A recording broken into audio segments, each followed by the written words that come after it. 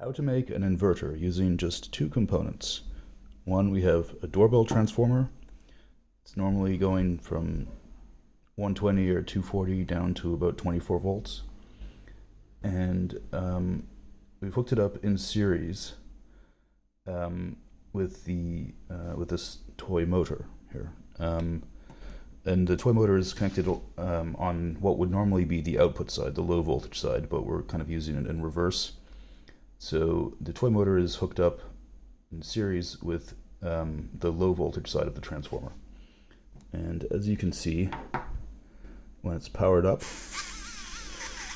it basically, by being in series with the transformer, it generates, it interrupts the brushes inside the motor are interrupting power to the transformer, causing it to have an AC source.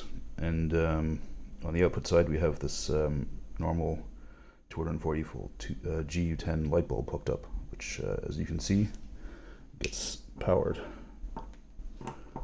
Oops.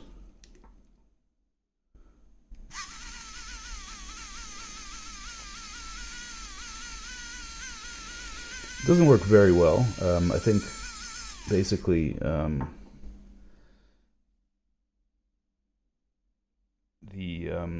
there needs to be some smoothing on the output, really. Maybe a capacitor, as well as the